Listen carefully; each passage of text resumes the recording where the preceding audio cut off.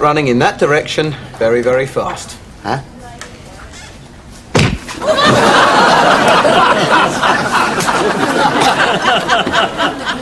Good tip.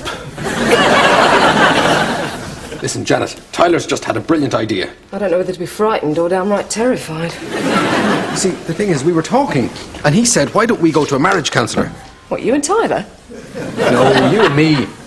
Let's think about this. What are we going to say to this counsellor? That you keep going green because you saw your wife sharing a piece of cake with another man? We'll be laughed out the door.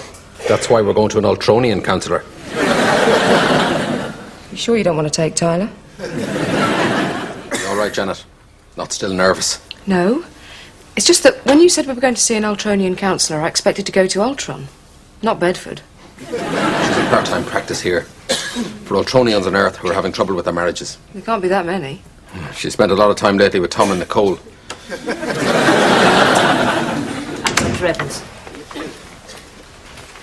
It's neat. I'm sorry. It all just seems so ordinary. What did you expect? Eyes on stalks and a ray gun? I don't know. I've never been to counselling before. I believe you have jealousy issues. How did this come about? Well, Doctor, I'm afraid my wife did a very unfortunate thing. I don't quite know how to put this. She broke the protocols of Talitos.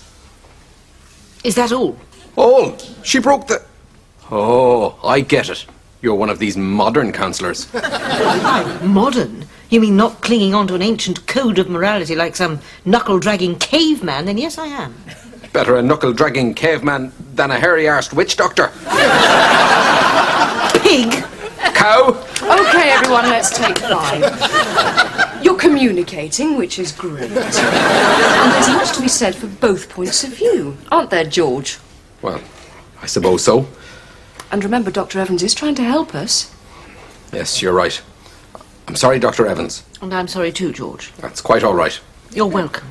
No, you're welcome. OK, if I could just interrupt here, guys. Are we any closer to a solution? Well, it seems to me that George has to decide what is more important. Honouring this venerable Ultronian code which Janet has broken, or preserving the unity and well-being of his family. Well, George? I'm sorry, Janet, but I feel as an Ultronian, first and foremost, I must honour the code. And you are sure about this? There's no way you could be mistaken? No, I'm positive. Because they say it's a big man who can admit to his mistakes. Haven't made a mistake. Congratulations.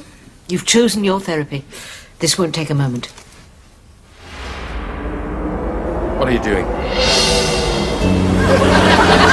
Hey, hang on a minute. What's going on? What sort of therapy is this? Well, it's put the jealousy in perspective. Oh, very funny. Now just put me back to normal. I can't. You can't? You're going to stay like this until you grow up. When will that be? When you can truly forgive and forget. Is that it? Not quite. That'll be £60, please. And you'll be needing this. Just punch a few holes in the lid, he'll be fine. Let's go to a counsellor, he said. Sort out our marital problems.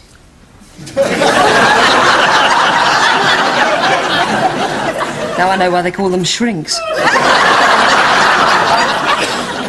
At least I've stopped turning green. It's just as well. I don't fancy sharing my life with a talking courgette. You're not making this any easier, Janet. I'm not trying to. It's all right for you. You don't need a stepladder to go to the toilet. And by the way, I need some more clothes. OK, I'll pop by the toy shop in the morning. God, do you think I'm going to stay like this forever? Not necessarily, George. You know what you have to do. Yeah, I know. Forgive and forget. What a load of hippie twaddle. Suit yourself. And could you not put me in Ollie's cot? He's using my head as a teething ring. Sorry. That's all I'm good for. God, I'm so depressed. Oh, come on, George. Cheer up. You know, size doesn't matter. Doesn't it? Of course not.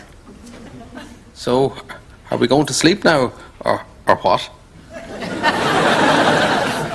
What do you mean? Well, you know, I could... No, I don't know. Come on, Janet, use your imagination. I was. Well, Don't even think about it. Okay, sleep in it by all means. Oh no, it's a disaster. It's a bloody catastrophe. No, a real disaster. There's a tidal wave heading for Kyoto. Ah! George, are you all right? Janet, what am I going to do? I've got to save these people and I can't even fit in my costume. Come on, George. Remember what Dr. Evans said? Okay, you win, Janet. I forgive you. I said I forgive you. Oh, for God's sake, what a waste of £60. Why isn't anything happening? Because you obviously don't mean it. Well, of course I don't mean it, Janet. The code of ethics is important to me. It's what I am. You're human, you wouldn't understand. But I bet Ollie does, don't you, Ollie?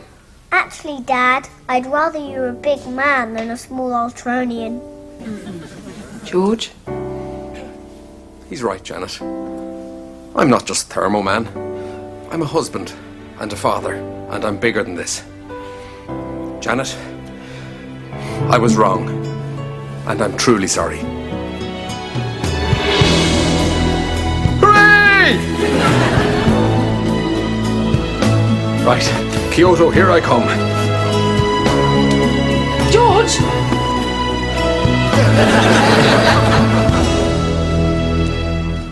You again? Yes, I just wanted to say thank you. What for? Your advice. I've had that thing removed. For years I was lying to myself. It was ugly. It was eating away at my self-esteem. Now, at last, I feel good about myself. What do you think? It's a start. Your nose is still too big and your ears stick out. Anyway, where was I? So, George was angry at you just because you shared a piece of cake? Yes. And you went and punched Arnie for nothing. It's never for nothing.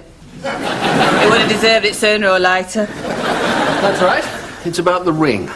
I want a 24-carat single diamond set in white gold, and I don't care how much it costs. It's worth it, believe me. Oh, and you'd better make one for Carol, too.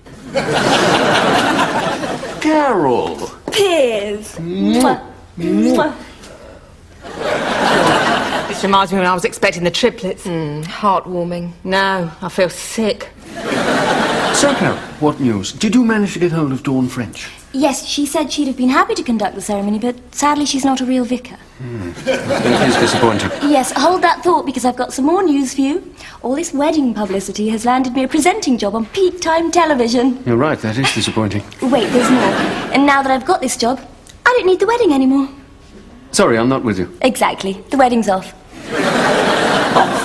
But I've... Oh, come, Piers, don't tell me you thought it was all for real. So naive, it's sweet. Ciao. God, Piers, what a shallow, calculating gold digger. You would have made a lovely couple. Well, thank goodness at times like this I have real friends I can talk to. Hello, Sunday Mirror. This is TV's Dr. Piers Crispin with the story of my tragic breakup. Good morning, Mrs. Raven. Lovely hair. Oh, thank you. May I?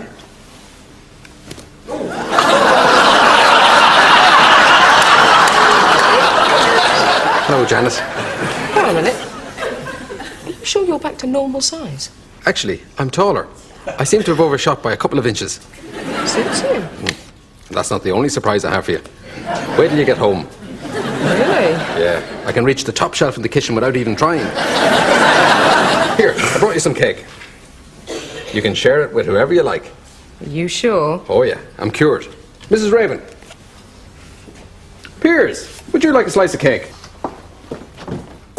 Hello, Arnie.